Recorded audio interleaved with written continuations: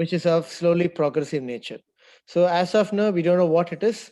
So let's get into your subsequent history and see what are the possible reasons or what are the things it could be, right? Okay, you can proceed. So 2 years duration of swelling, which is quite silent and no any issues presented to you, right? Then, So the swelling was moving with swallowing. okay, the swelling moves with deglutition, right? Yes. Fine. There is no history of fever. No history of, okay. Swelling moves with deglutition. What is the importance of asking this? It could be a thyroid cyst and a thyroid swelling. Okay, why do you ask uh, movement with deglutition? What are the swellings which could move with deglutition in front of the neck? Thyroid swelling, sir. Thyroid swelling could move, fine. Thyroid cyst also can move. Thyroglossal cyst can move, okay. Thymomas doesn't move, right? So can you get a thyroid swelling which doesn't move with deglutition? It was infiltrated to the trachea. Yes, so when it is a tracheal, so all thyroid swelling doesn't move with deglutition. Have that in mind, okay? Even it could be a thyroid swelling, but if it is a malignant one or if it's infiltrated to the surrounding tissues, then it doesn't move with deglutition. Okay. If at all is a swelling is moving with deglutition, what are the possible anatomical explanation on why thyroid moves with deglutition? The swelling is above the pretracheal fascia. Okay.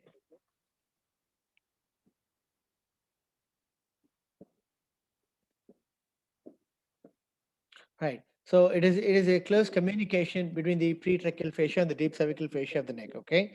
So it is a deep cervical fascia which is going to engulf on the posterior wall of the uh, thyroid and which has got attachment with the hyoid bone. So as the hyoid bone moves with deglutition, because of the pretracheal fascial attachment, it also pulls the thyroid swelling. So that's the reason why thyroid swellings moves with deglutition. If in case it doesn't move, it could still be a thyroid provided it is a having a malignant infiltration. Okay, Yes, sir. good. Proceed. Next. There is no history of difficulty in breathing, swallowing, or change of voice. First thing, there is no history of, you said fever, right? Yes, sir. Okay, what is the purpose of asking this? Any infections and lymph node. Any infections, right? Any acute lymph node infections, right? Or acute lymphatic enhancement, right? So can you get thyroid swelling with fever? Yes, sir. Thyroiditis. Okay, what is the possible explanation of thyroid swelling and fever?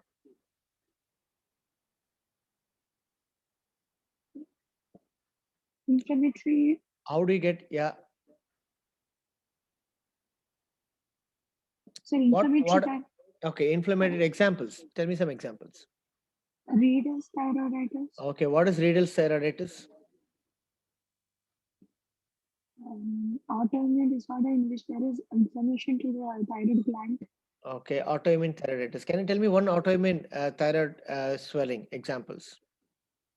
Hashimoto's, Graves,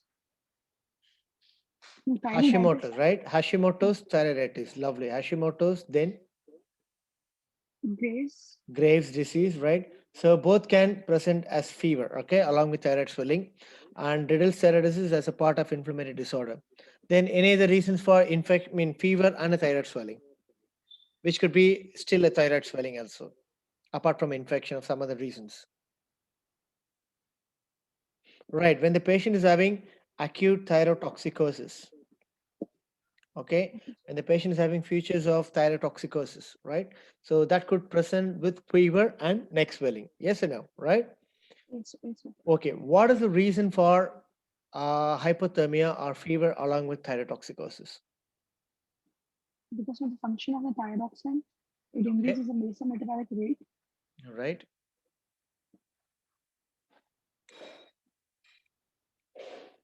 Okay, fine. We'll come to the discussion later. So let's move on now. So a thyroid swelling with fever, possible reasons could be it could be non-thyroid swelling like infections or any lymph node expansions. If it is still if it is a thyroid, is possible as a part of autoimmune diseases like Hashimoto's, Graves' disease, or when there is an acute thyrotoxic feature. So these are the reason possible explanation of fever and a neck swelling. Okay, good. Proceed next. So there is no history of difficulty in breathing, swallowing, No or history changing, of difficulty in breathing, then swallowing, swallowing, or a change of voice change of voice. Okay. Tell me, why do you ask this history and what is the significance of this?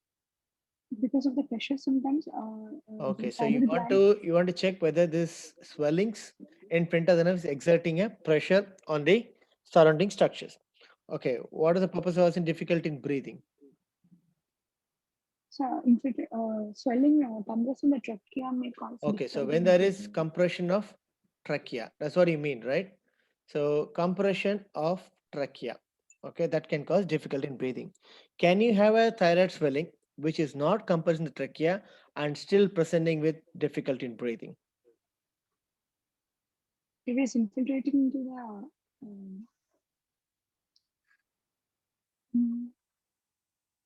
So sorry, do you understand my retrosternal. question up now? So you having a thyroid Yes, swelling or any front of the neck swelling, which is not compressing the trachea, right? As I said, tracheal compression one reason for difficulty in breathing. Agreed. So there is no compression. Can the patient still present with the difficulty of breathing? If at all, what could be the possible reasons? so retrosternal goiter can cause. Okay, so you want to tell about retrosternal goiter. Fine, agreed. Then, most important thing, retrosternal goiters could still present silently without any compression. Not all retrosternal goiters actually have difficulty in breathing, but anyway, as a part of completion, we'll agree this one. Most important thing, difficulty breathing in a thyroid swelling without any tracheal compression. Nerve infiltration, sir. Nerve infiltration, no, they predominantly present with hoarseness of voice. Mm, When the patient is having thyrotoxicosis, right? What is the effect of high thyroid hormones on the cardiovascular system? increased respiratory rate On cardiovascular system. on cardiovascular system.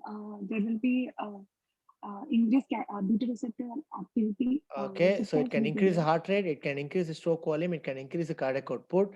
Eventually, it can precipitate congestive cardiac failure. Okay, so a thyroid swelling with difficulty in breathing without compression, one possible explanation is thyrotoxicosis induced LV failure. Okay. Second Yes. thing, naturally, when there is a tracheal compression, you could still have a difficulty in breathing. Okay. Most importantly, instead of difficulty in breathing, is there anything else we want to be more specific in asking about the breathing issue? Uh, difficulty in breathing while lying or in any Okay, right. position. The postural variation of the breathing pattern. Is it? Did you ask that? Is it significant or not? Yes, sir. Okay. Did you ask that? Yes, sir. But there is Okay. no change in There posture. is no postural changes in the breathing issue, right? So why there is a postural issue? What happens when they go for and which posture they get a breathing problem? In supine position, there will be a breathing problem. Okay, do you think all patients with thyroid swelling cannot lie supine? Yes, sir. Then when do they get breathing problem in their lie supine?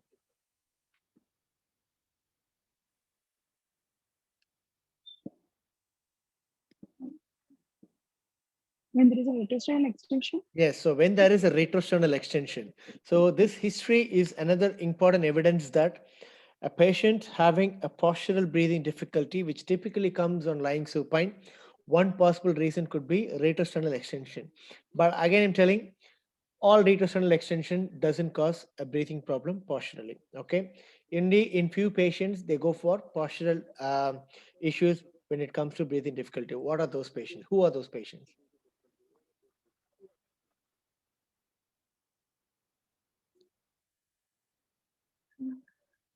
So there are one set of patients who are having a retrosternal goiter. They are most prone for having this breathing difficulty when they lie supine. Not just supine, but when they specifically go for sleep. Okay, when they go for deep sleep, that is a point they have this problem. Who are those guys? obese People, patients, obese patients. Excellent. Why obese patients? obstructive sleep apnea already. So obese patients More than the obese patients, people who are having excessive bit of fatty accumulation around the parapharyngeal tissue. Okay, so it could be even in non-obese patients. Okay, when they have a huge pad of fat around the opening or the laryngeal inlet, right? So at that point, this obese patient or people who are suffering from obstructive sleep apnea, they tend to go for dynamic airflow obstruction. So that is why we call them as the postural breathing difficulty. So obese population, very good. Then people are having a long-standing retrosternal goiter. Okay, so when there is long-standing retrosternal goiter, what happens? All the cartilage or the tracheal rings get softened up. Okay, they get smooth or they get very fragile. So that reduces the tone when they go to the sleep. Okay, normally when you are in sleep, the muscle tone is kept intact. Even in retrosternal goiter, people who are having a shorter duration, like less than 5 years, they tend to have maintain the muscle tone. People are having a long-standing retrosternal goiter, which is constantly irritating the tracheal cartilages, which eventually results in inflammatory damage and softens the tracheal tissues. Those are the people who go for breathing difficulty when they lie supine, particularly when they are in deep sleep. So obese population, retrosternal goiter, standing of longer duration. Okay. Estelle, guys, unmute and tell me whether you understood this point. Yes, sir. Yes, sir. Okay, lovely. Fine. Now moving on to the next symptom. You said swallowing, isn't it? So Yes, what sir. do you infer from the swallowing? Pressure over the esophagus. So you want to pressure on the esophagus, right? Well, okay. If at all the thyroid swelling is compressing the tissue, is it the dysphagia which comes earlier or the dyspnea which comes earlier? Dyspnea. Why? Trachea, underlying dyspnea. Is it so?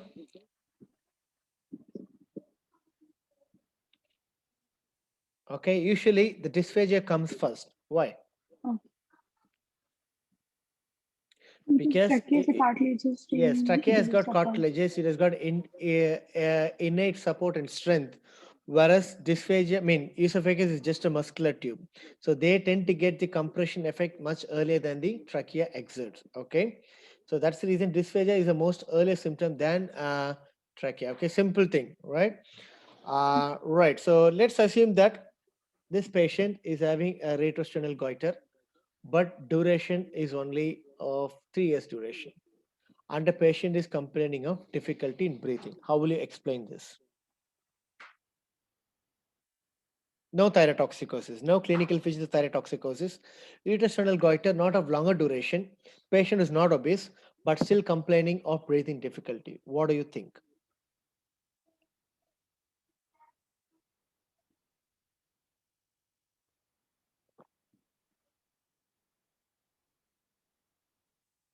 And that's the third important reason for breathing difficulty in thyroid swellings. Okay, when the thyroid swelling is infiltrating and having an intraluminal extension, okay, like an anaplastic sarcoma, right? So the anaplastic malignancy of thyroid has a potential to infiltrate the tracheal and the paratracheal tissues. So when the tracheal tissue or the goiter tissue is infiltrating into the lumen of the trachea, you get breathing difficulty. Okay, so this is the third important reason for breathing difficulty. So intertracheal infiltration. So when there is intratracheal infiltration, they tend to have stridor, they tend to have breathing problem, they tend to have hemoptysis. Okay, good. So dysphagia, again, you want to check about the esophageal compression. Excellent. And what about the change in voice? Recurrent laryngeal nerve involvement. Okay, you want to check about the infiltration of the recurrent laryngeal nerve. Which recurrent laryngeal nerve is most commonly compressed? Right, sir. Right or left?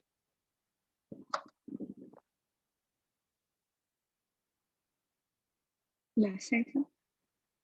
Okay, if it all right or left side, what could be the possible theoretical explanation or the clinical reason why one side is getting involved earlier? Left side is more common, okay, because of its longer course in the tracheoesophageal groove. It starts from the arch of aorta and grooves around the arch of aorta and comes up. So it follows a longer course in the tracheoesophageal groove. So that naturally propends it to be high risk of having an earlier compression than the right recurrent nerve. Right recurrent nerve hooks around the right subclavian artery, whereas left recurrent nerve starts from the arch of aorta, right? So that's the reason left side is more involved, right? So no fever, no dysphagia, no difficulty in breathing, and no hoarse of voice, right? Next, There is no history of pain. no history of pain. Okay. Say some examples of painful thyroid swelling. If it is a malignancy, if there is a bleeding to the, Malignancy will be painless. Most of the time it is painless. if it is a inflammatory reader's thyroiditis, Okay, if it is an inflammatory swelling like Hashimoto's thyroiditis or Graves' disease, right? So that can cause painful thyroid swelling, right? Then, if there is bleeding to the thyroid gland, okay, if there is acute bleeding inside the thyroid tissues, which could be malignant or non-malignant, fine. Then,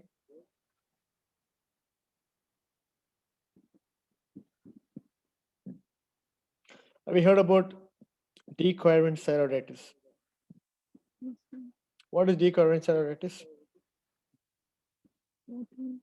It is viral infection, okay? Viral inflammation induced thyroiditis, right? So that's another reason where you can get a painful thyroid swelling. So when it is a painful swelling, you have to think of acute inflammatory reasons or any bleeding inside the swollen gland, or when there is a viral infection or the inflammation of the facial tissues, right? So there is no pain, so these things are all ruled out. Fine. Next, there is no history of intolerance to heat or cold. There is no history of no loss, heat intolerance. Okay, fine. No heat intolerance, then no history of loss of weight or gain of weight. no history of loss of weight or gain of weight. Okay. No history of excessive sweating or tremors or irritability. No excessive sweating, tremor, or irritability. Fine. No history Why of do you ask? muscle Why do you weakness. ask all these things? To rule out hypothyroidism or symptoms of So hypothyroidism you or want to hypothyroidism. check about, now you have checked the swelling. Now you want to check the functional status of the gland. All right? Is that what you mean? Yes, sir. Okay. So you're asking for symptoms of hyperthyroidism. Right. So let's come to this point later. We'll have a short a briefing about the thyroid hormones. Then we can discuss about the hyperthyroid and hypothyroid features parallelly. Right. So now tell me something about the thyroid hormone synthesis. Thyroid hormone synthesis steps of thyroid synthesis. First Okay, one is iodine where does it start? The thyroid hormone synthesis. Where does it start from, basically? from the dietary intake of iodine. Okay, dietary intake of iron. Then what are the two components? What are the two components needed for thyroid hormone manufacture?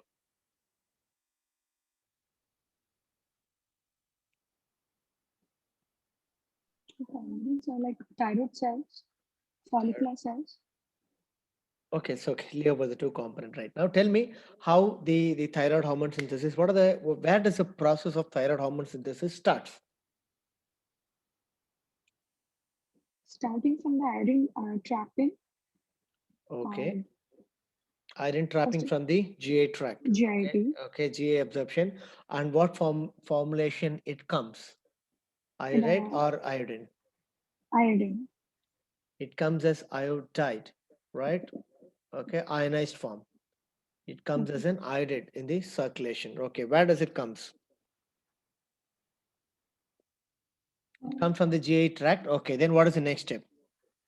it is taken up in the thyroid gland. It is taken up in the thyroid gland. How come?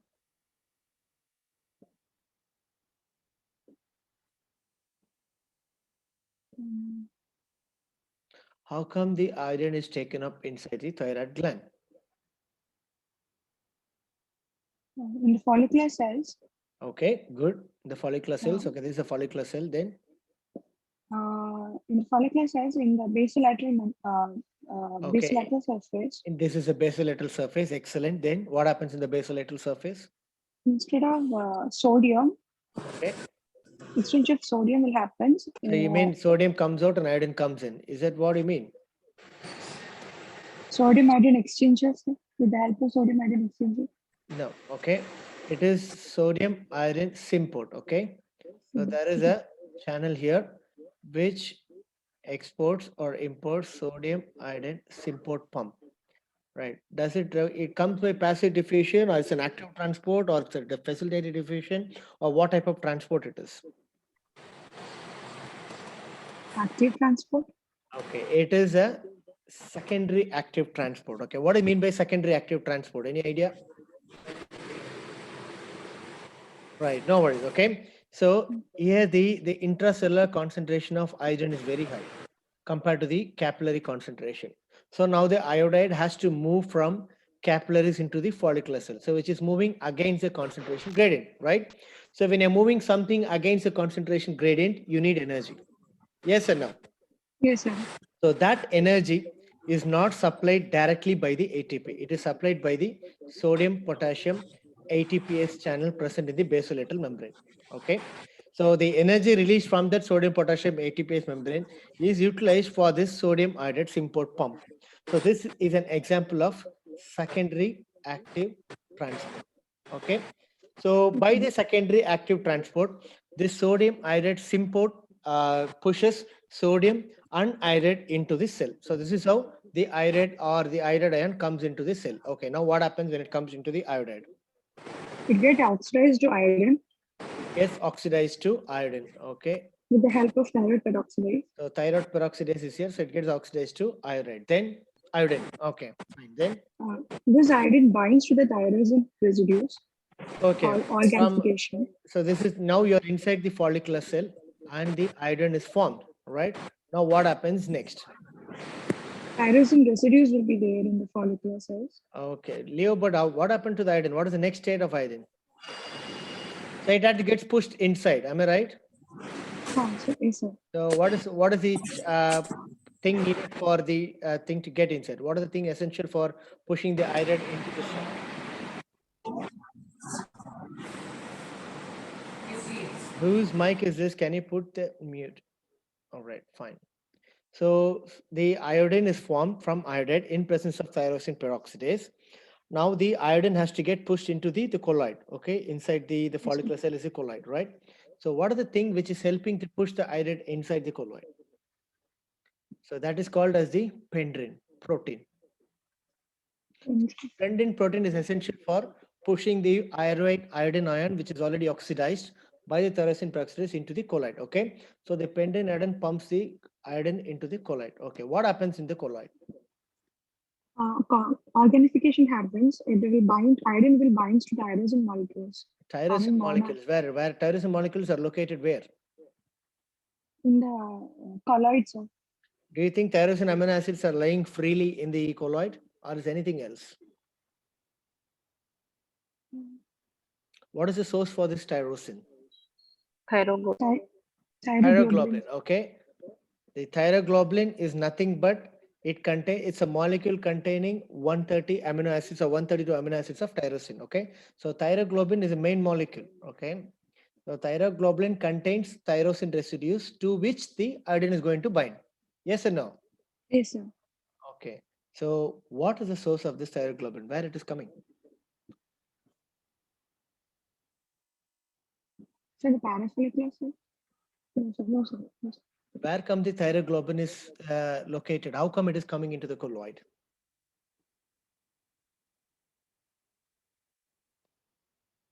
Iodine, okay, agreed. So as I said, now the two basal things needed for thyroid hormone formation are iodine and then this tyrosine residues of thyroglobulin molecule. These are the two basic things needed for thyroid hormone manufacture. Iodine, you said it is coming from the diet, getting pumped into by sodium iodide symport pump, oxidized, pumped into the colloid by the pendrin. Where come the thyroglobulin is coming into the colloid? How come it is coming there? From the follicular cells. From the follicular cells, yes. This is where the role of hypothalamus comes. Okay. What does hypothalamus release? Hypothalamus release TRH, thyroid Thyrotropin releasing releasing hormone. Okay. What does hormone. that TRH do? It will stimulate anterior pituitary to release TSH. Okay, it goes to anterior pituitary and going to release the TSH. Okay, so what does the TSH do? TSH will stimulate the thyroid gland to produce thyroglobulin. Okay, so the TSH is going to come into and attach to the TSH receptor here. Okay, so it comes and attached to the TSH receptor present in the cell membrane. So once it comes and attached to the TSH receptor, it activates G proteins that is going to stimulate the nucleus. Okay, so that will produce mRNA. Okay, and then transcripts and releases the thyroglobulin molecule. So that is endocytosed into the colloid. Okay, so the source of thyroglobulin synthesis is from the hypothalamus. Hypothalamus releases thyrotropin releasing hormone that will stimulate the pituitary to release thyrotropin stimulating hormone, and that comes and attached to the TSH receptor that activates the G protein coupled receptor, and that stimulates the mRNA translation and synthesis of thyroglobulin proteins. So that is released into the colloid. So the colloid is from hypothalamus, irid is from dietary source.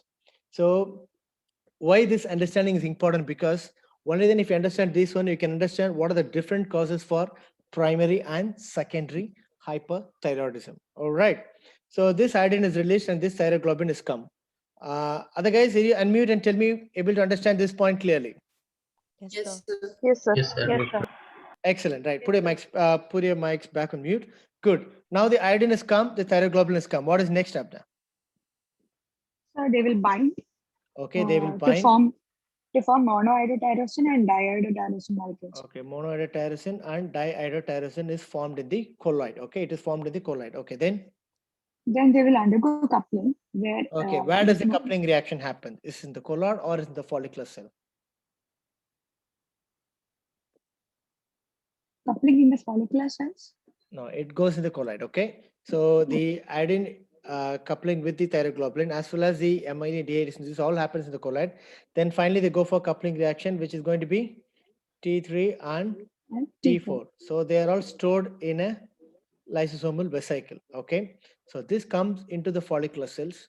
So depending upon the response or the need, what happens, the lysosomes are bursted upon and T3 and T4 are released into the circulation. Got it? Yes, sir. Okay, so which is the major amount released, which is the most active biological form? T3 is the most potent. T4 is less potent. Okay, how much times more potent than the T4? 3 to 5 times. Okay, it is More 5 potent. times.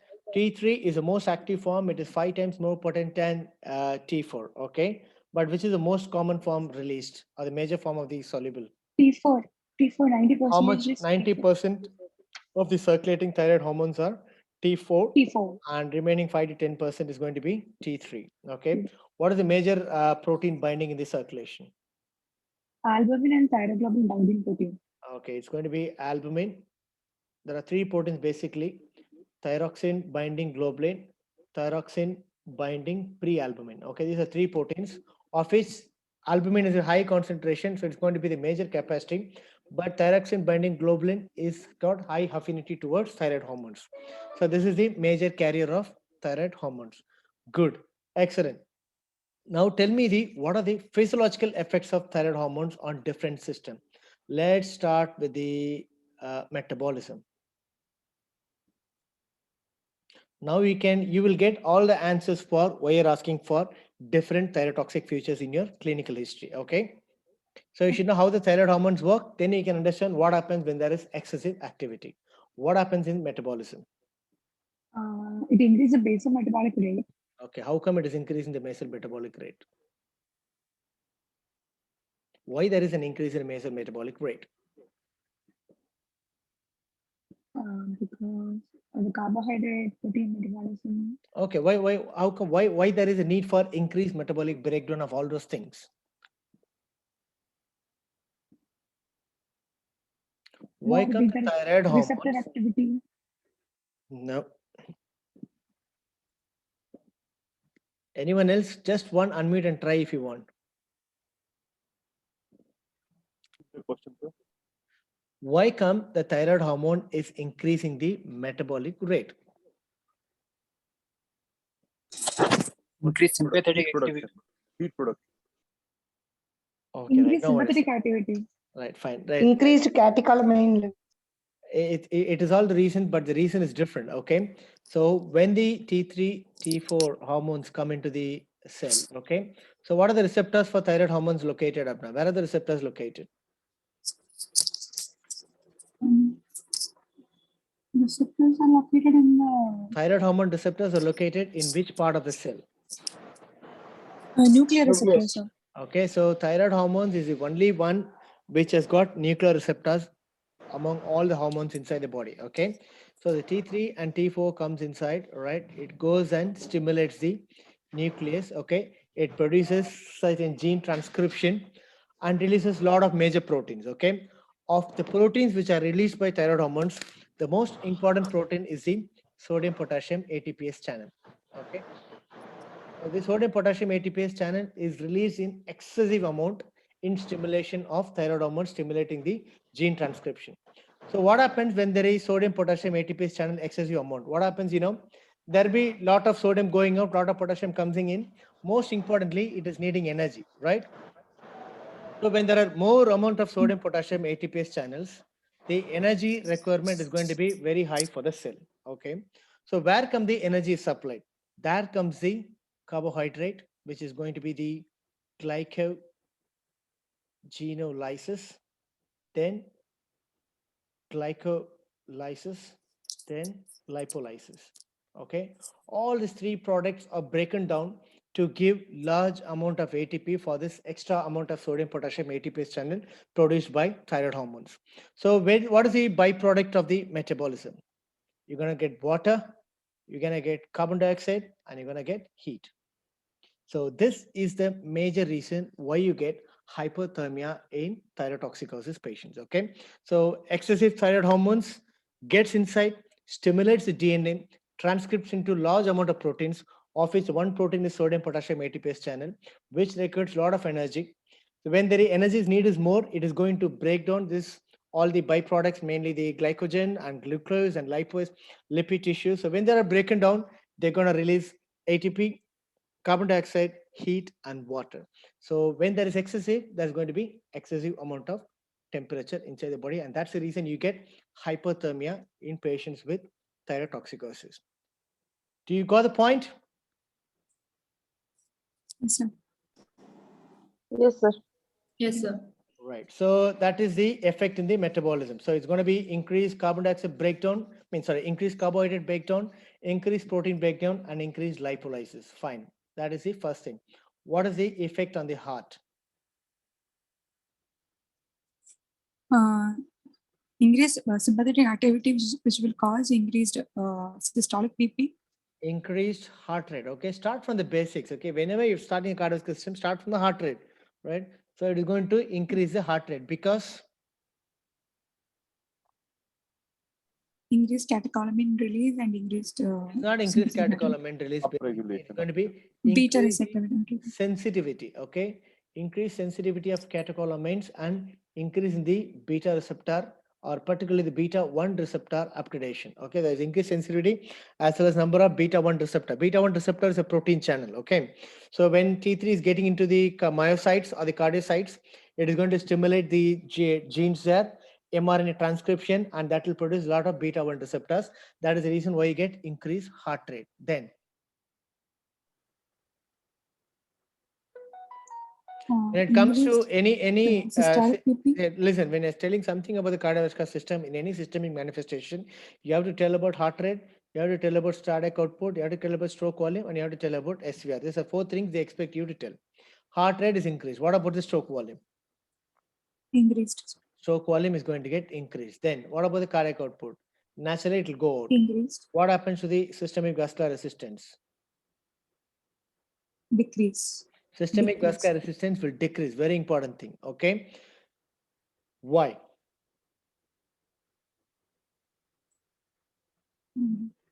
Why SVR is dropping? Even when you stimulate the sympathetic system, naturally you tend to have higher blood pressure and increase SVR, right?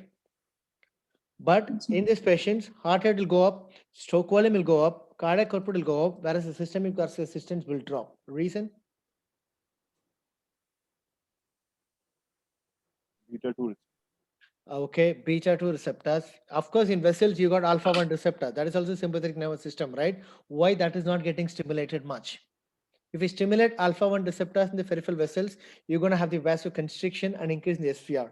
You said beta 2 naturally is going to produce vasodilatation. Agreed. But why predominantly vasodilatation and not vasoconstriction, or why it is not stimulating the alpha 1?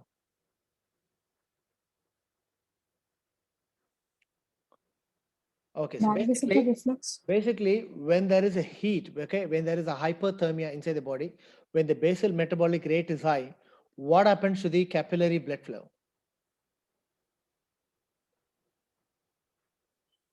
What Blood happens flow to the increases. skin blood flow when there is a hypothermia? Increases. Yes. Increased. Why there is an increase in skin blood flow?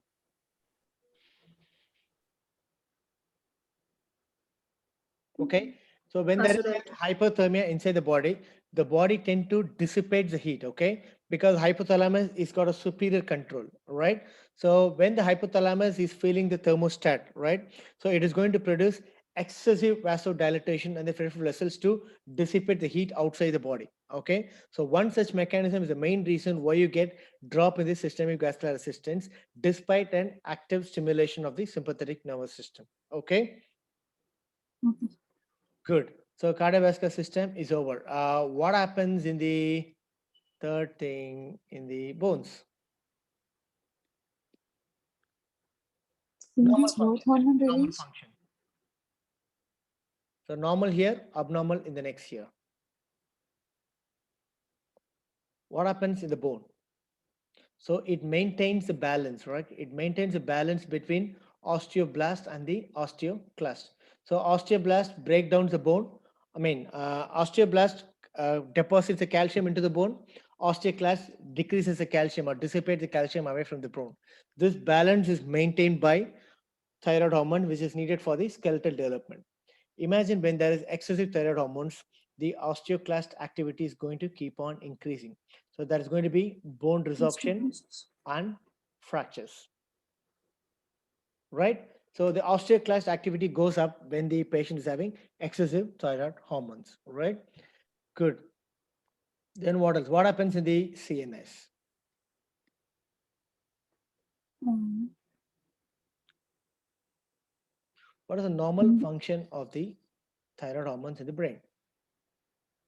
Increased neuromuscular transmission causing irritability. No. Normally, what does the thyroid Mm. hormone do in the brain? We talk about abnormal things later. Okay, all the neuron development, right? So neuron development, axon synapses, right? Proper conduction, everything needs thyroid hormones as well as the myelination.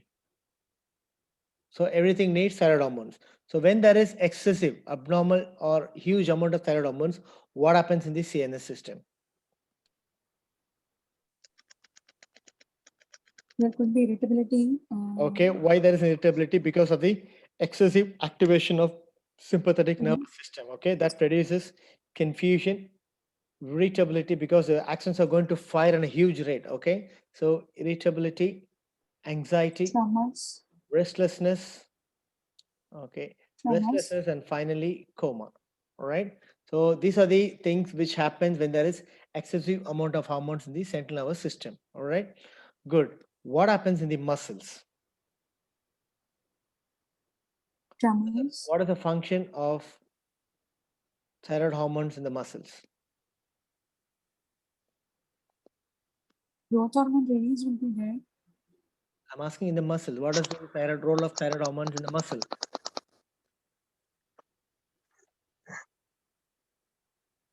Okay. Again, proper muscle contraction coordination. Okay. So these are the functions of thyroid hormones in the muscles or in the skeletal system. When there is excessive thyroid hormone, what happens in the muscles? They go for huge loads of inflammatory damage, eventually results in tremors, okay, and myopathies. Okay, there'll be huge inflammation inside the muscles that on long standing results in myopathies. All right, good. What is the effect of thyroid hormones in fibroblast, which is very important for you to know?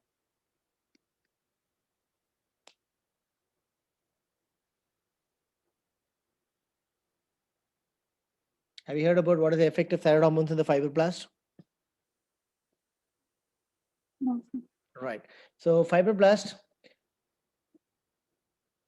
it is going when the thyroid hormone comes and stimulates the fibroblast, it produces excessive amount of glycosaminoglycans. Okay. So it stimulates the fibroblast to release large amount of glycosaminoglycans. So I'll tell the importance of this at later stage. So the glycosaminoglycan production is stimulated hugely by the thyroid hormone stimulating the fibroblast. Lastly, in immune system. In immune system, it stimulates the T cell function as well as the B cell function. So when the patient is having excessive thyroid hormone secretion, right? Like for example, in Graves' disease, particularly in Graves' disease, right? So it stimulates the T cells and it releases quite a lot of tumor necrosis factor alpha and tumor necrosis factor beta, right? So when these two factors are happening, these two factors keep on goes and stimulate the fibroblast and releases the excessive amount of glycosaminoglycans. Do you know what is the quality of the glycosaminoglycans? It tends to hold quite a lot of water. It holds a lot of water. So this fibroblast predominantly, or these T cells are predominantly stimulated in the retroorbital space as well as in front of the tibia, right? So these T cells present which in the retroorbital space as well as in the pretibial tissues, when they get stimulated, what happens, they release quite a lot of glycosaminoglycans that have the capacity to hold a lot of water. So naturally, what happens? It goes for swelling, right? All the retroorbital space goes for swelling, and the pretibial tissues goes for increase in the size. That results in ophthalmopathy or the exophthalmos as well as the pretibial myxedema. Do you got the point? Yes, sir. So that's the importance of the fibroblast and the T cell function. So excessive T cell stimulation in the retroorbital space, it happens only in the Graves' disease and none other hypothyroidism status. I'll tell the reason why later, right? So the T cells are stimulated in the retroorbital space in response to high thyroid hormones. That releases excessive amount of tumor necrosis factor alpha that will stimulate the fibroblast present in the retroorbital fatty tissues, and that releases excessive amount of glycosaminoglycans, which has the capacity to hold quite a lot of water. So that is the reason when it is going on swelling in the retroorbital space, it pushes the eyeball forward. That eventually results in exophthalmos. Similar things happen in the pretibial tissue, and we call them as the pretibial myxedema. Other guys, unmute and tell me whether you understood this point. Yes, sir. Yes, sir. Yes, sir. Good. So this Graves or the ocular features and the pretibial myxedema is a feature predominantly related to Graves disease. It doesn't come or doesn't happen in hypothyroidism of other causes. Okay. Good. So when you're knowing the normal function of thyroid hormones, then only you can understand what happens when there is abnormal excessive release and what happens when there is low release. So as I said, for the basal metabolic rate to happen, you need thyroid hormones. When the basal metabolic rate is high, what happens? Why it goes high? Because of excessive sodium potassium ATPase channel synthesis, there is going to be increased heat production. So that's the reason we ask for hypothermia and heat intolerance. Got it? Yes, sir. Okay. What other things you ask for hypothyroidism? History of tremors, irritability, Okay. insomnia. Tremors irritability mainly because of the central nervous system induced hypothyroid features. Then, Any history of diarrhea, appetite okay, changes. right. GIT we forgot. Okay, it increases the GI motility. Okay, so when there is excessive hormones, it's going to increase the GI motility, and that's the reason we ask for diarrhea. Right. Then, Any history of palpitations, period any history of palpitation, mainly as you said, is going to increase the heart rate. Already, it is going to stimulate the sympathetic nervous system, plus increase beta receptor production because of the gene transcription that naturally results in the increased heart rate, eventually resulting in having a atrial fibrillation. That is the reason for palpitation. Good. Then, Any history of breathlessness and exhaustion, chest pain. okay, so breathlessness and exertion chest pain is mainly because it could induce LV failure, or when the oxygen demand is going to be more, so that is going to produce breathlessness. Lastly, the effect on the reproductive system we forgot to mention, right? So when it comes to the reproductive system, what is the function of thyroid hormones? It regulates, okay? It regulates the sex binding globulins from the liver, all right? So when there is excessive hormone, right, it controls the level of pre-circulating testosterone as well as the pre-circulating estrogen. So when there is excess thyroid hormones, what happens, the excess amount of sex blinding globulins are produced from the liver. So when there is excessive amount of sex blinding globulins are produced, what happens to the free testosterone levels? The free testosterone levels drops as well as the free estrogen level drops because of the excessive production of sex binding globulin from the liver because of hyperthyrotoxicosis. So when the free testosterone levels are dropped down, what happens in the males? You get loss of libido, right? Mm. Right? And the all the masculinic features lost. So you tend to have gynecomastia. What happens in the women when the free estrogen levels are dropped, or in the female, right? So there's going to be Menstrual difference. infertility. Okay, you need oocyte production, you need ovulation to happen. That is going to be completely affected because the first phase of the menstruation of the ovulation needs estrogen. So when there is low estrogen levels, it's going to result in infertility. Secondly, because the ovulation is not happening, they're going to go for an ovulatory cycle that eventually results in oligoamenorrhea or amenorrhea. Right. So these are the things which is going to happen in a reproductive system when there is excessive thyroid hormone release. So basic physiology, excessive amount of sex binding globulins are produced. That reduces the free level of testosterone and the free level of estrogens, and that is the reason for sexual symptoms. In females, particularly, you have to ask for oligomenorrhea and amenorrhea, right? Yes, sir. Good. Did you ask this history? Yes, sir. Okay, she's not Menstrual having history these things. asked. No, sir. Good. So these are the physiological explanation, right? So you have asked for the hypothyroid symptoms. Does she have any of these hypothyroid features? No, sir. No. Okay. What is next in your history? Past history, sir. No. Did you ask about hypothyroid features? The other Sir, one. yes, sir. Okay. What There are the is no features you asked for hypothyroid? no history of intolerance to cold, gain of weight. Okay. In- So gain of weight, there's going to be excessive water accumulation, gain of weight, intolerance to cold. All the features going to be exactly opposite of hypothyroid. So when you know hypothyroid clearly, you can ask what will be the possible features of hypothyroid. So cold intolerance, dull appearance, poor mental function, right? Low intelligent, low IQ. Here there is amenorrhea. That's going to be excessive bleeding. I mean, menorrhagia, right? Yes, sir. Good. So guys, unmute and tell me whether you've understood the thyroid symptoms and its clinical features and why it's happening so far. Yes, sir. Yes, sir. Yes, sir. Yes, sir. Good. Yes, sir. Right. Put your mics mute. We shall proceed further. Okay. What is your history in the past history, Adda? So there is no history of any diabetes, All right, hypertension. hold on for 1 minute. So far we have discussed about the swelling. So far we have discussed about the compression of the swelling, and we check for the functional activity.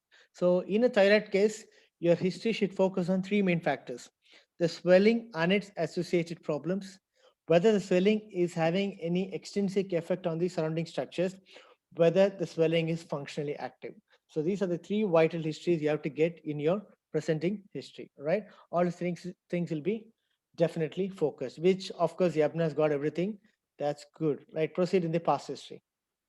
So past history, there is no history of any diabetes, hypertension, TB, asthma in the past. There is no No history of any diabetes, surgery. hypertension, TB, asthma, no surgery in the past, then There is no history of irradiation in the past. no history of radiation in the past. Okay, what is the purpose of asking this radiation? Radiation may cause hypothyroidism. Radiation will cause hypothyroidism. Okay, how come it causes hypothyroidism? What's the mechanism of radiation induced hypothyroidism? Mm, Okay, particularly what radiation? Radioactive heat. Sorry. Iodine 131. Okay, it's going to be radioactive iodine 131, right? So this particular radiation is going to cause hypothyroidism, right? How come? What's the mechanism?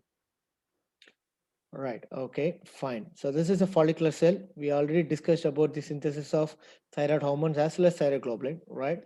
So when the radioactive iron is going to come and stimulate the thyroid gland, it's going to push quite a lot of iron into the follicular cell, right? So when there is excessive amount of iron gets released, okay, when they come into follicular cell, iron 131, they're going to release quite a lot of gamma rays, okay? Lot of gamma rays are released inside the follicular cell. So that one thing, it is going to damage the follicular cellular nucleus. Second thing, this excessive amount of iodine itself will inhibit the thyroxine peroxidase activity. Okay. All right. Listen, I've got a huge amount here. Please stop working. Okay. This excessive amount of thyroid is going to tell the thyroxine peroxidase, stop working. I'm in a huge load into the thyroid follicular cells. So the thyroxine peroxidase located in the follicular cell apex is going to get completely inhibited. When the thyroxine peroxidase is inhibited, no ironization, no coupling, no formation of T3 and T4, that eventually results in hypothyroidism. So iodine induced follicular cell damage that eventually results in hypothyroidism, and this is called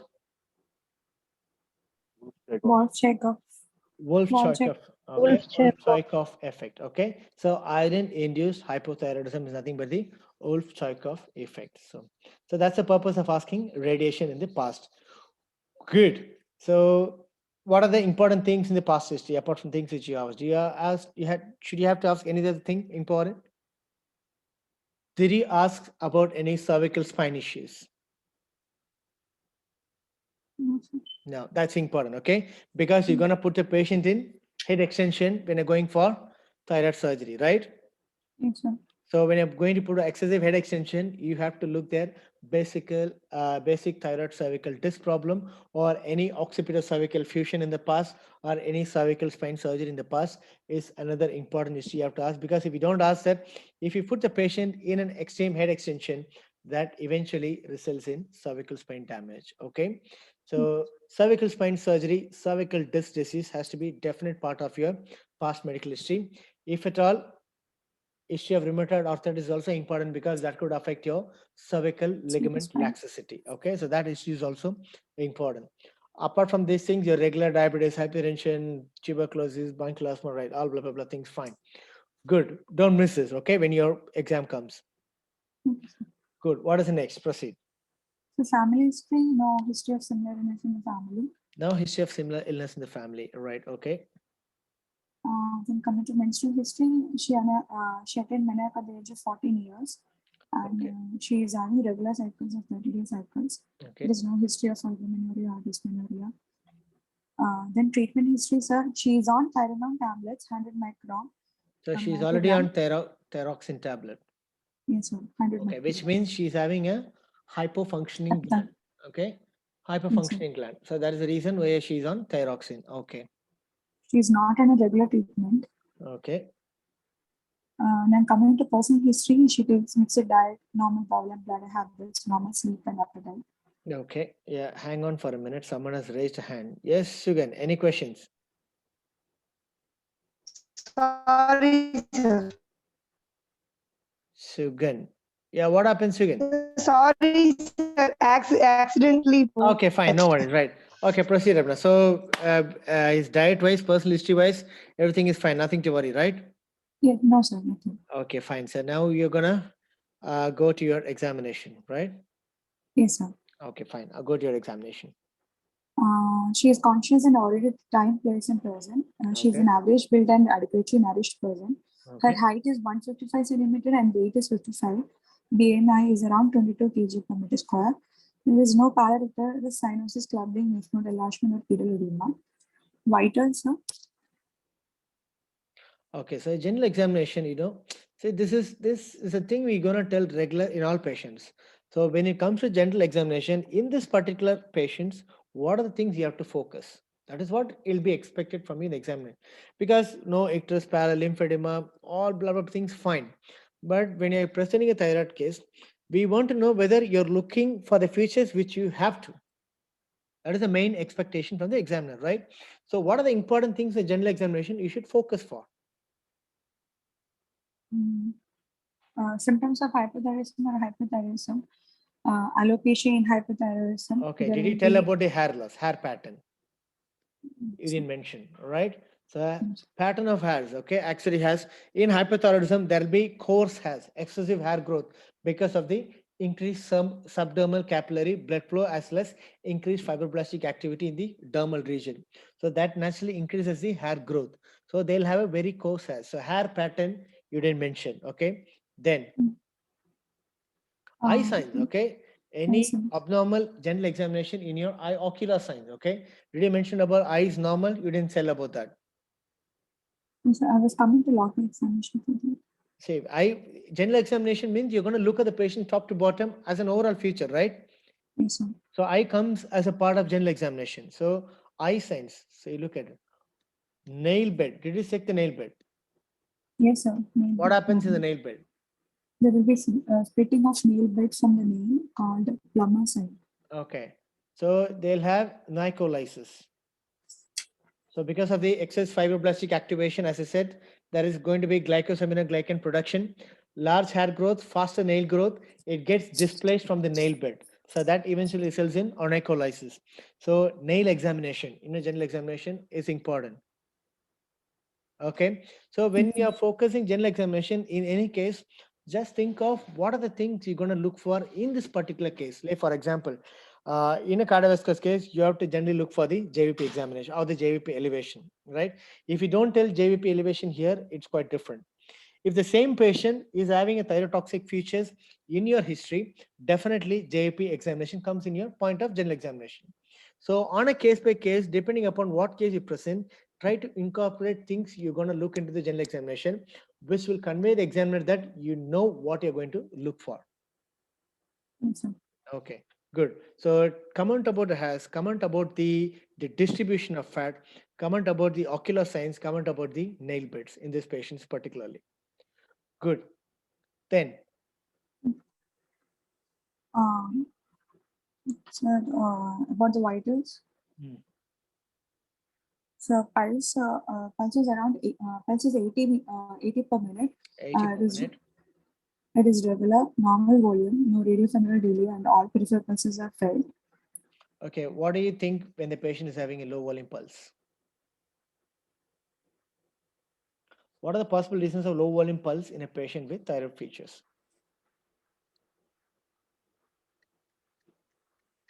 Cardiac failure. Cardiac failure. Okay. Then,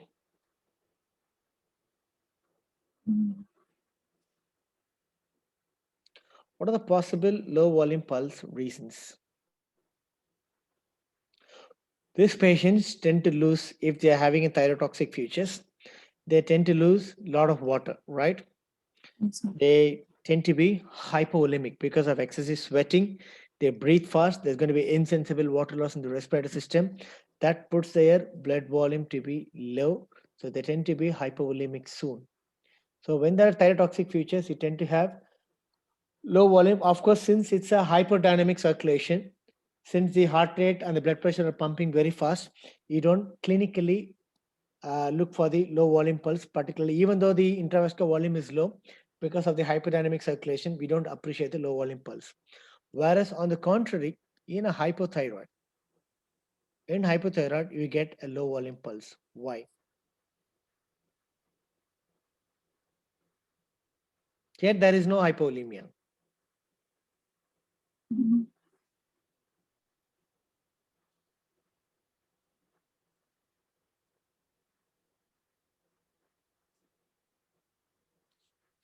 Why there is a low volume pulse in hypothyroid?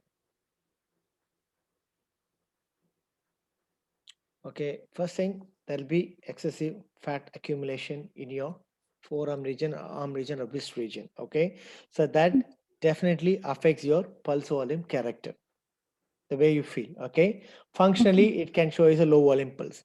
Second thing is this hypothyroidism can have pericardial effusion. All right, so when there is a pericardial effusion, the cardiac output is going to get restricted. So that is going to produce a low volume pulse. You got the point up now? Yes, sir. Okay, so these are the possible reasons in hypothyroid. Hypolemia can cause low volume pulse, but it is not appreciated clinically because of the hypodynamic circulation. In hypothyroid, low volume pulse is because of the excessive fatty tissues accumulating in the forearm that eventually affects your quality of the pulse. Second thing, when the patient is having a pericardial effusion, which is an innate feature of hypothyroidism, can also result in low volume pulse. And the circulatory speed is also going to be low. So that could be another reason for low volume pulse. Good. So regular, what are the reasons for irregular pulse? Atrial fibrillations. Right. In Confidence. thyrotoxicosis, chances of atrial fibrillation is high because of the excessive sensitivity of sympathetic nervous system. So you tend to have an irregular pulse. Fine. Good. Blood pressure. BP is 140 by 80 mm mercury in right arm in supine position. 140 by 80 millimeter mercury in supine position. So what do you expect the blood pressure to be in hyperthyroid, in hypothyroid? In hyperthyroid, there is elevated systolic BP, hyperthyroid, Okay. and diastolic BP is less. Okay. So that's most important thing. So systolic blood pressure will be high. Diastolic blood pressure will be low. Why diastolic blood pressure is low? Because SVR is low. SVR. Because of the low, Reduced SVR. yeah, because of the low SVR. Excellent. So because low SVR, diastolic blood pressure low, that eventually results in wide pulse pressure. So this is a very innate feature of hypothyroidism. What happens to the blood pressure in hypothyroid? There is decreased systolic BP. Hmm.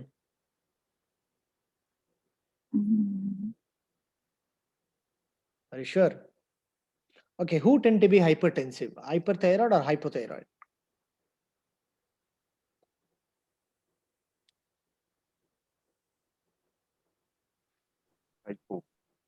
Hypo. Hyperthyroid patients or majority of hypothyroid patients are hypertensive. Why? Because of fluid retention. Okay, fluid retention, very good. Then Obesity. obesity. More than obesity, it's going to be the distribution of fat. Okay, so the hypercholesterolemia, right? The hypercholesterolemia is going to thicken the blood vessels. It thick the blood vessels, that increases the SVR. So that the major reasons why you get hypertension. Assume that though hypodynamic circulation is common in hypothyroid patients tend to be hypertensive in majority of the state. Okay, don't tell hypothyroid they'll be hypotensive. No, it is absolutely wrong. Hypothyroid patients are more prone for hypertension than compared to hyperthyroid. So hypothyroid predominantly have a widened pulse pressure. Good. Okay, proceed then. Heart rate, blood pressure, then. Respiratory rate is 14 per minute. Saturation is 98% in room air. Okay. And she's afebrile. Okay, so temperature measurement, unlike other cases, this case is very important. Okay, so mention the temperature in your general examination. Good. Coming to airway examination. Hmm. In the instance, distance is more than 6 centimeter. Mouth and oral cavity is normal. Malumbati is grade 2 and the neck range of movements is adequate. Okay. Thyromental distance is more than 6 centimeter and T Can is she do neck flexion properly with a thyroid swelling? You said there is a swelling. Is she able to do a neck flexion? Can she able Yes, to sir. touch the chin? She's able to touch.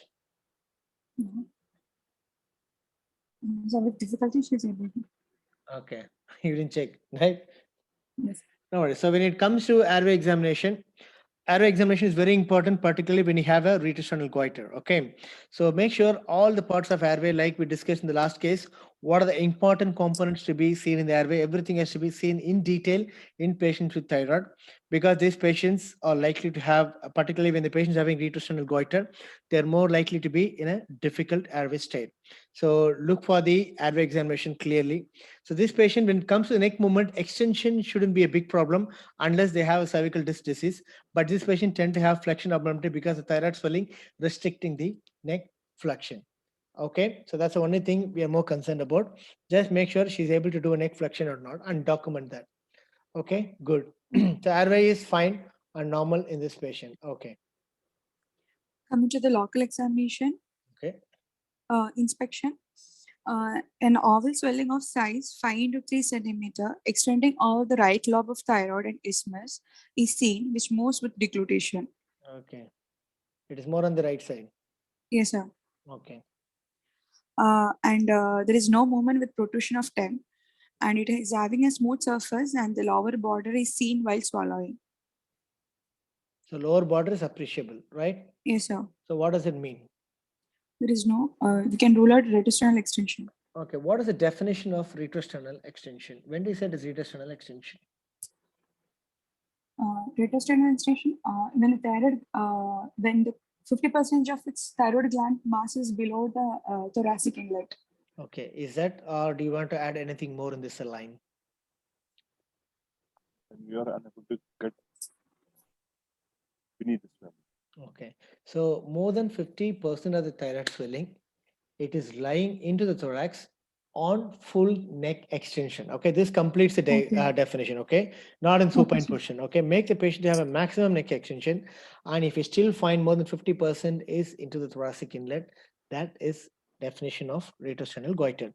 There are two other definitions. Okay. One is when the thyroid swelling or the swelling in the neck is going to extend up to fourth thoracic vertebra. Okay. In your AP or lateral view of chest, if we see the extension of the growth up to thoracic level fourth vertebra, it is called as the retrosternal goiter. Other definition is if it is extending up to the aortic arch, we call them as the retrosternal growth. Right. So these are three definitions. But if you tell the first one, that is all enough in the exam. More than 50% of thyroid swelling seen into the thorax despite full neck extension. Okay, that's a complete definition. So it's going to be a smooth swelling, 5 to 3 centimeter, able to see the lower border, which means there is no retrosternal extension. That's what you mean, right? Yes, sir. Fine. Then, And the skin of the swelling looks normal, and Pemberton sign was negative. okay, Pemberton sign is negative. What is Pemberton sign? It is a sign to rule out superior vena cava syndrome. After explaining to the patient is asked to sit in front of us, and she is asked to lift her arms above her head, touching the ears. Okay. For 1 minute, we have to wait. We have to see whether there is any swelling, facial congestion, or any cyanosis, or any Okay, respiratory so distress. if you want to see the compression of SVC, right? So why you're asking the patient to raise arms? If a normal retrosternal goiter is going to extend compressing, it will compress even at the quiet state, isn't it? But why do you want to raise the arms and check that? So the thoracic inlet is narrowed more. Yeah. Okay. So basically, by raising the arms above the head, you are compressing or you're artificially narrowing the thoracic inlet and checking whether the thyroid hormone is going to produce excessive pressure or that, right? So that is the reason why you're going to do raise arms and keep it close to the arm so that you're trying to make the thoracic inlet as narrow as possible. Okay. So why there is a facial flushing? There is no draining of superior vena cava. Okay, so all the venous return is obstructed, whereas the arterial blood flow is going on into the face. So that eventually results in facial edema, increased redness, and facial flushing. Right? Good. So since you have done, you can see the lower border. I think you need not do the test, but for the completion sake, you can say that you have done a Pemberton test and it is negative. Lovely. Then. Coming to palpation, a non-tender and oval swelling of size 5 to 3 centimeter extending off the right lobe of thyroid and isthmus is felt, which is moving with deglutition. Okay. There is no local rise of temperature, and it is firm in consistency. Lower border of swelling is palpable. There is no pulsation or thrill. So is it smooth or nodular? It is smooth surface, sir. Smooth surface, but firm. Okay. There is no pulsation or thrill. It is mobile in both horizontal and vertical plane, and it is not fixed to skin. Okay. And position of the trachea is midline, and Cocker's test is negative, and carotid pulsation are present. Okay. What is Cocker's test? It is presence of stridor while compressing over the gland. Okay. What do you infer from that test?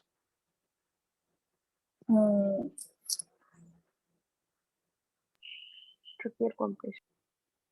Okay, you want to check for the tracheal compression, right? Is the trachea in the midline? Yes, sir. Trachea midline, sir. Okay, both Yes, the sir, carotids are palpable, right? Yes, sir. Yes, sir. Okay, good. If one side of carotid is engulfed inside the thyroid gland, what is it called? Berry sign. Okay, good. Right. So it's a smooth, firm, non-nodular swelling of 5 to 3 centimeter. Lower border is able to, you could appreciate the lower border and it moves with degradation. That's a cumulative finding, right? Yes, sir. Okay, good. Proceed then. So coming to percussion, it is resident over manubrium sternum. Okay, what is the importance of asking the resident over manubrium sternum? Retrosternal extension, it will cause Right. dullness. You already seen lower border is seen there. Okay, do you want to check still the retro border manubrium sternum resonance? Not needed, right? Okay, sir. So it's not needed. It's not done nowadays, right? So okay, manubrium sternum resonant node. It is not done nowadays. So don't. I think it's not necessary to mention that, right? Fine. It is resonant. Okay. So eye signs are absent, no cervical lymph nodes are palpable. Okay. What are the eye signs you check for? So there is a von Greffy sign. What is von Greffy sign? There is a lid lag. Upper lid will lag when Okay. Why we are- why there is a lid lag? Does it come only in Graves' disease or any hypothyroid patients?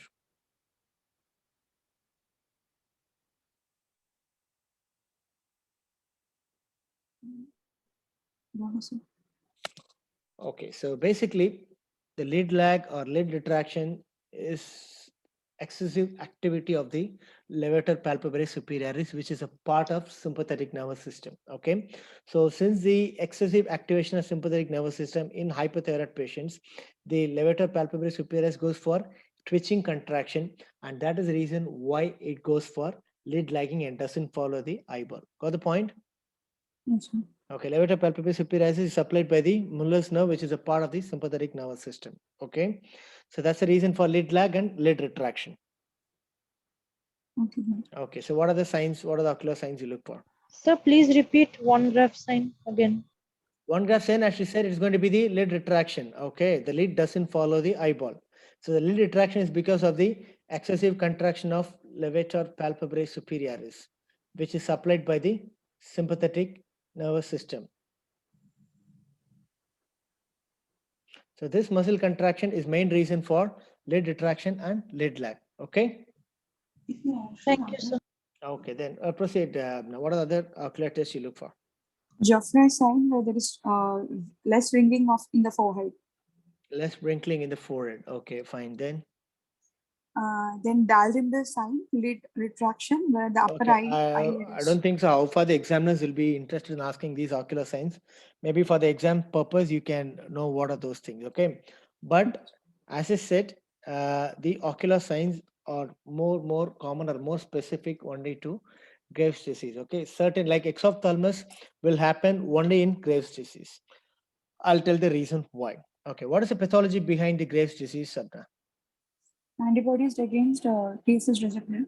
Okay, there's going to be anti-TSH receptors. Okay, so when there is anti-TSH receptors, what does receptors do or the antibodies do? They will create an inflammatory response, stimulating B cells and T cells.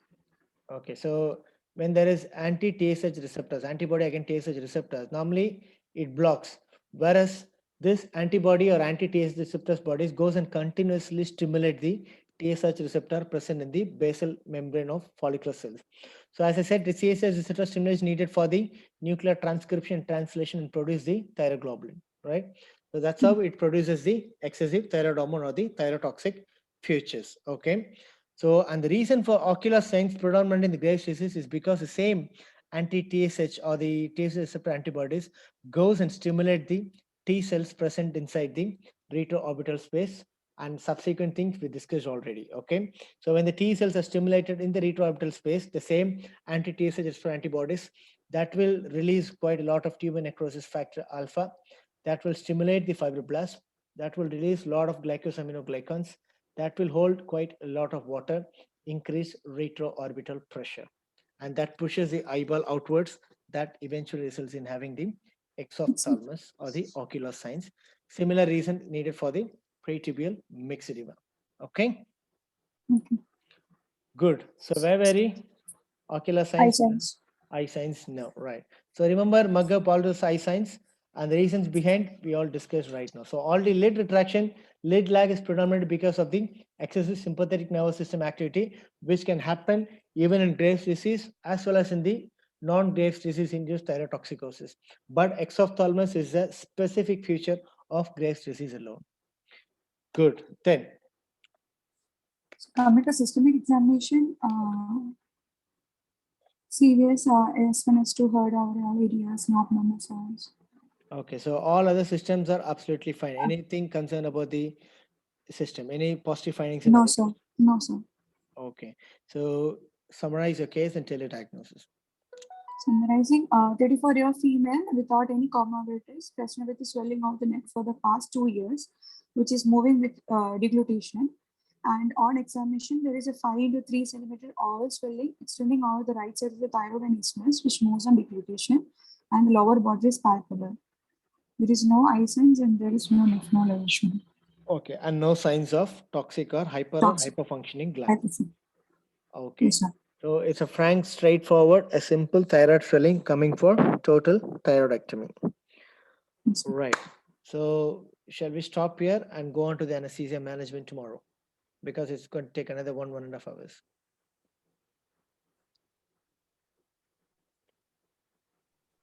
So tomorrow morning, evening, there is refresher. Okay, tomorrow morning I have to go on duty. Tomorrow evening I'm free. One Kerala refresher. Okay, fine. You can attend the course. Maybe we'll have it on Sunday. Morning, so Sunday morning. Sunday is my working day here. I can Sunday evening I'm free. It's a whole day we are having refresher. Okay, Sunday also 17th, 18th refresher course. Okay, finished off. From Monday, are you relieved of your duties? No. No, sir. Okay, all are still working. Yes, sir. On Sunday, the refresher course is till 6 p.m. I think. So maybe after that. you No, can- I think when you're attending a fresher course, you'll be tired. You can't concentrate here. So be fresh and just relax. Okay, after attending the fresher course, it's difficult for you. So shall we gather together on Monday? Because next week, 4 days I'm having leave. So Monday, Tuesday, Wednesday is fine for me. I don't mind. So Monday I'm on duty, sir. Monday you're on duty. Shit. Tuesday, I don't know what to do then. Tuesday evening. Tuesday evening is fine. I'm free on Tuesday. Next week, whole week I'm free.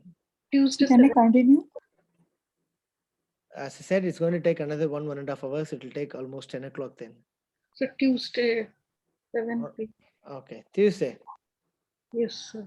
Okay, so we'll get together on Tuesday. Any questions in today's discussion so far? One question. Yeah. During discussing pre-tibial myxedema, we said that TSH right now we said that TSH stimulates T cell, and Yeah. here we are saying that it stimulates anti-TSH receptor antibodies. Are Okay, stimulating the T cell. it is not the TSH. Okay, it is an antibody directed against the TSH receptors will go and stimulate the T cells located in the pretibial area or the fibroblast there.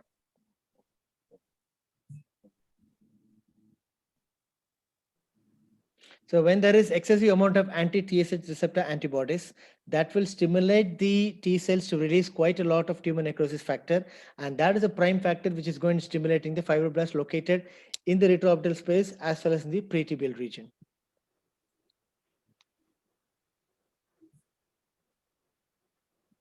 You got it? Thank you. Okay. Any Okay, questions? So please upload the recording today. Sir, hello. Yeah. Sir, can you just tell me once again, sir, how iodine 131 acts on the cell? Okay, so iodine 131, excessive amount of iodine goes into the cell, and once into the cell, they're going to release a lot of gamma rays. Okay, so that produces follicular damage. One thing. Second thing, excessive iodine itself will inhibit the thyroxine peroxidase to stop working. Okay, so when there is huge iodine, it is going to tell the thyroxine peroxidase, stop, I'm so huge here, stop functioning. So that eventually results in hypothyroidism and low synthesis of thyroid hormones. And that effect is nothing but the Wolff-Chaikoff effect. Thank you, sir. Good guys. See you on Tuesday. Enjoy your refresher course. Thank you. sir. So Thank you, please sir. upload recording, sir. Yeah, sure. I'll upload. No worries. Thank you so much, Thank you, sir. sir. Thank you, sir. Thank you. Thank you. Thank you, sir. Thank you, sir. Thank you.